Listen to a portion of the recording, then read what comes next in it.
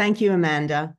Three of us are presenting today on issues that our team encountered and the solutions which we found in dealing with archival materials on the Lexical Resources for Enggano project, which is based at the University of Oxford and funded by the AHRC. The PIs are Mary Dalrymple and Wayan Arca, and it's a global collaboration between 17 people, native speakers and non-native speakers, in 6 locations: on the island of Enggano itself, in Indonesia, in England, Germany, France, and in Australia. Enggano is an Austronesian language spoken on the island of the same name, which is off the southern coast of Sumatra in Indonesia. The classification of the language has been controversial, and Daniel will have a little more to say about that later. There are around 700 native speakers today, with a wider community of 1,500 people.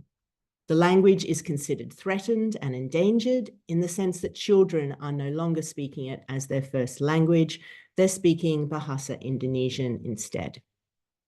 In our collaboration with the Enggano community, they wanted 4 lexical resources: a mobile phone dictionary app, educational materials for schools, which was basically a textbook with an extended root-based glossary, an online dictionary, and an online diachronic lexical database and mobile app, which we've called Enolex.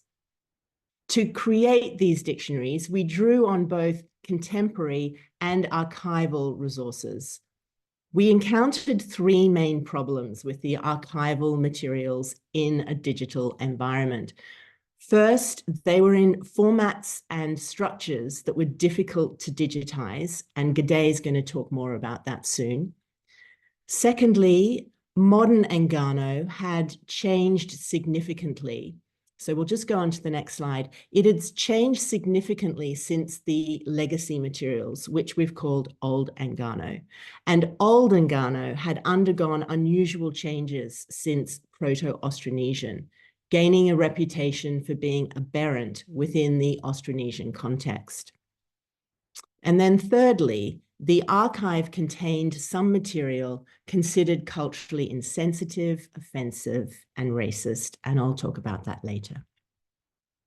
The legacy material dates back to the late 16th century, with the majority of the language-specific material dating from the mid-19th century to the mid-20th century. The archive was in a multitude of languages. It was in Dutch, Italian, German, and Malay, and it was in a variety of scripts. It was in the Roman alphabet, Javanese script, and in Jawi, a form of the Arabic alphabet written in Malay. And the archival materials were also in a mix of formats.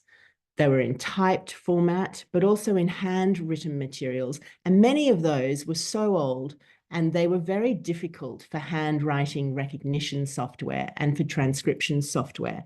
So we had to come up with workarounds, which Gede is now going to discuss.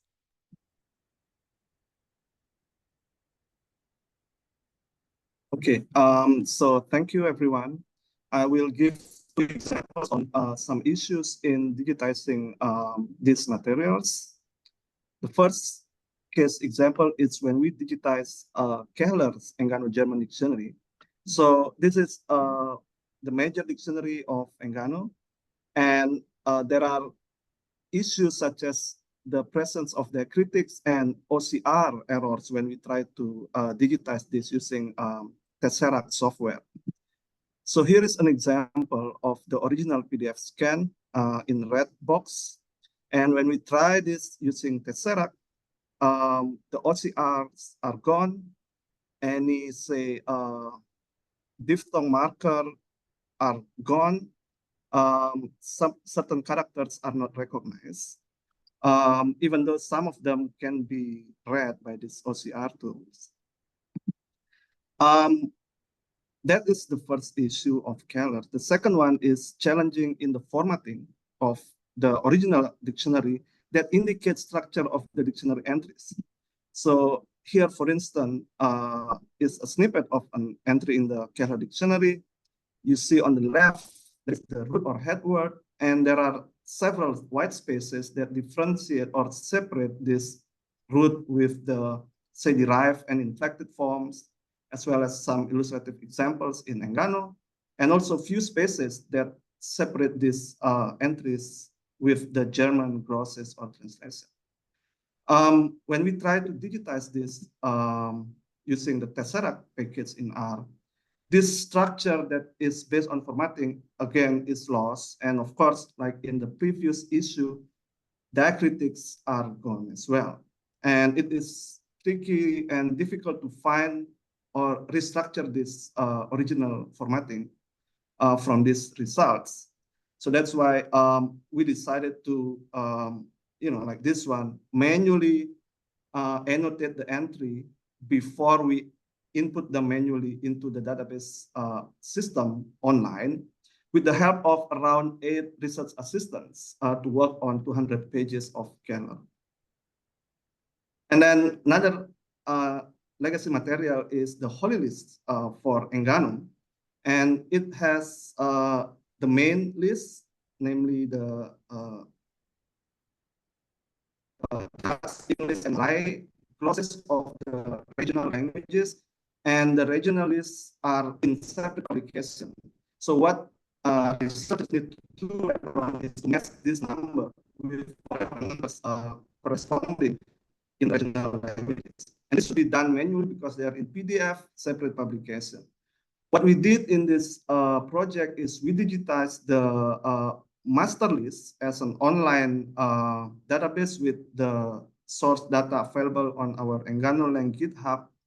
And later on, we also digitized the Enggano list, and then we merged them computationally by ID numbers between the main list that has the Dutch, English, Malay glosses and the Enggano list itself. So now we have this Enggano holy list in digital format being matched with the main holy list by the ID. Okay. Yeah, that's what we did at least in these 2 case examples. And now Daniel will talk a bit for the second issue. Yeah, hello everyone. So as already introduced by Sarah, we have noticed that modern Enggano, I mean, not just us, other people have noticed before that modern Enggano has changed significantly since what we could call old Enggano or even pre-Enggano. The Enggano language of the legacy materials. And there have been some unusual sound changes that made it kind of very aberrant among the Austronesian languages in case, like if actually Enggano is an Austronesian language. Next slide. Gede, could you just, thank you.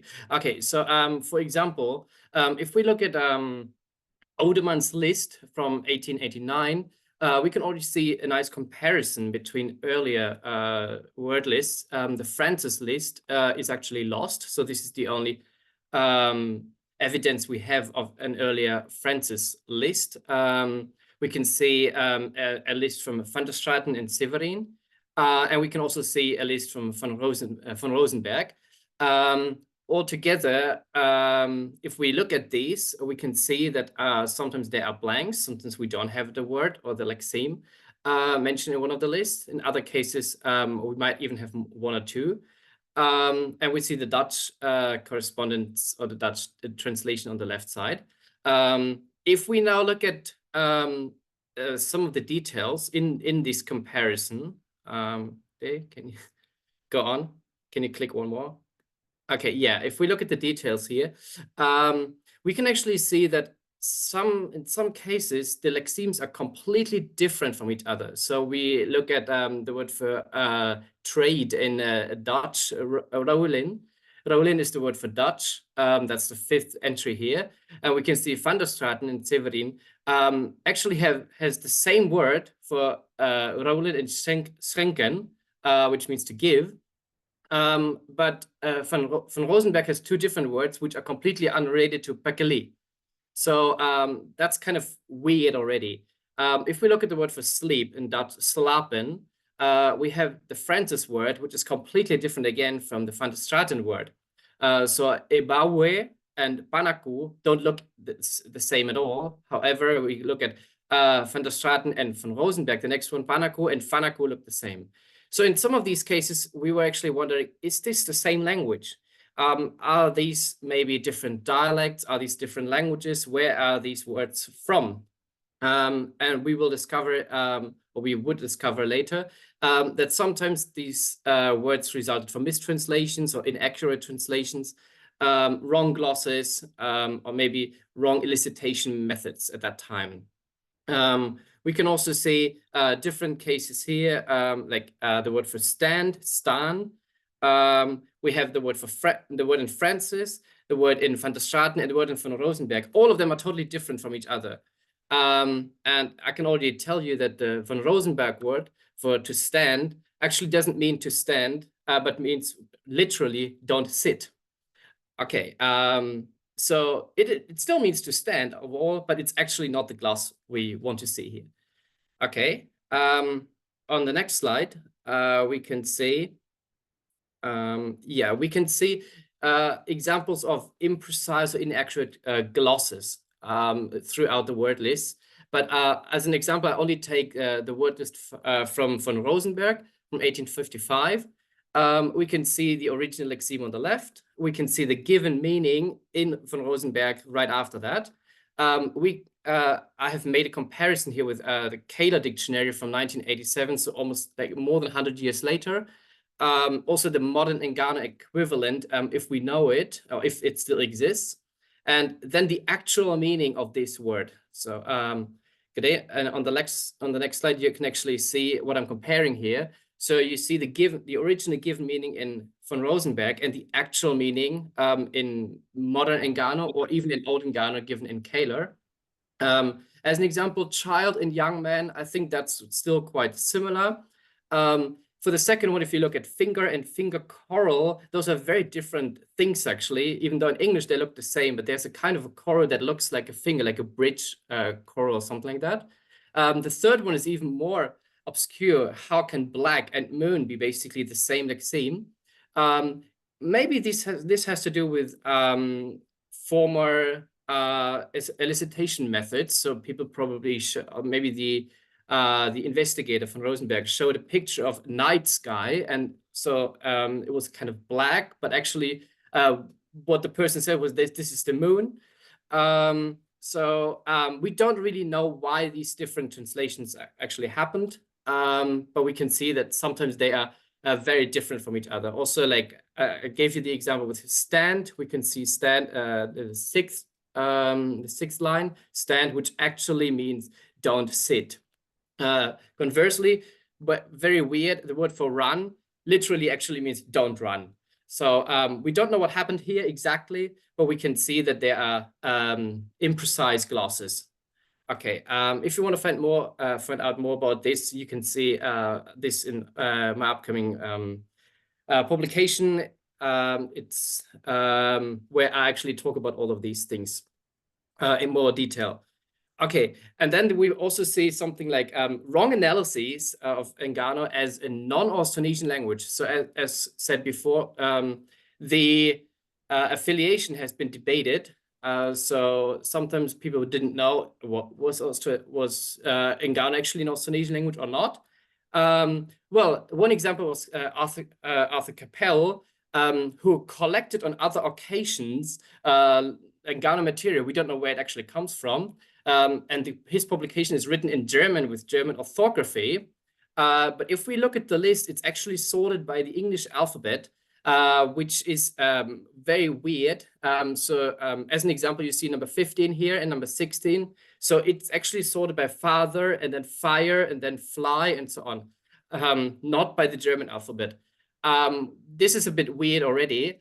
Then he compares the Enggano lexemes to quite random Proto-Austronesian forms from Worm and Wilson, and says these are not Austronesian words at all. But what's even weirder is that actually the glosses are, especially in this screenshot, are completely wrong.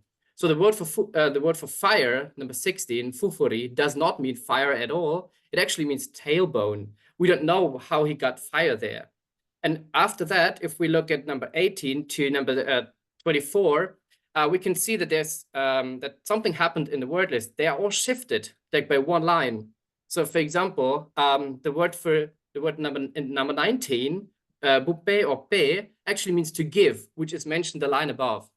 The next one, number 20, kawe, the word for hair apparently, but it's not hair, actually means good. So that's one line above. And the next one is again, udu for number 22, ulu actually means head, which is mentioned the line above. And so on and so forth. So we can't trust this word list, and but people have trusted this and said Enggano is a non-Austronesian language. Some lexemes are even missing from this whole list, so we couldn't really trust this list. Okay, on the next slide, I will just show you that Enggano is actually an Austronesian language, which we could find out based on earlier publications. Also, Nothofer is one of them, and also Owen Edwards has already detected all of these sound correspondences. But you can see here that, for example, Proto-Malay-Polynesian M corresponds to contemporary Enggano B.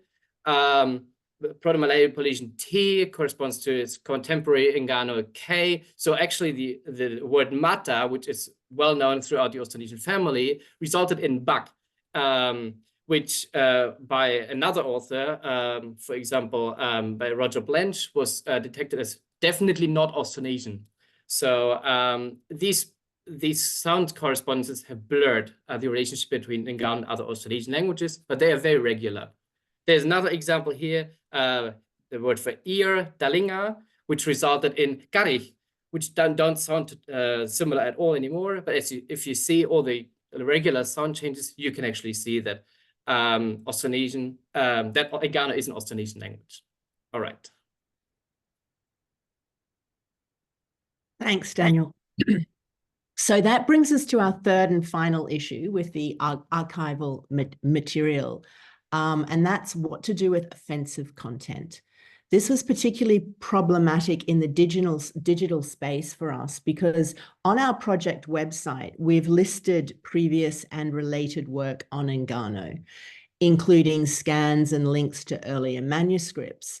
But there was a problem with much of this material. Some of it was offensive and derogatory. And bringing this into the digital space created a dilemma.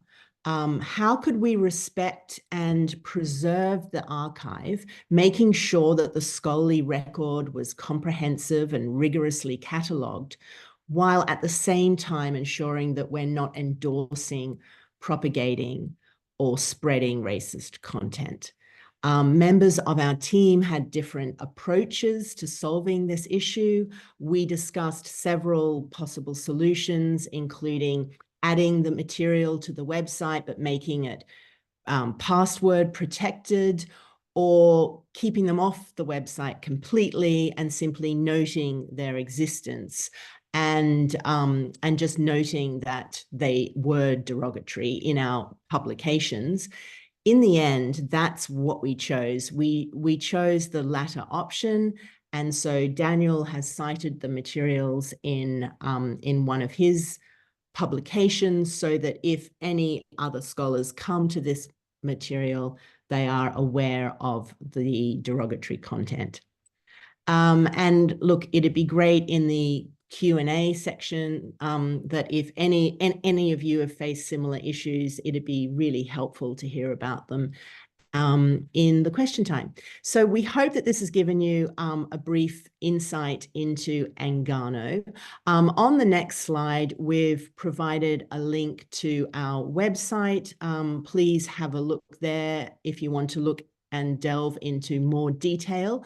But basically, these are the issues which we've come across when integrating contemporary material with the archival record in the digital space, especially when the legacy materials were in formats and structures that were difficult to digitize.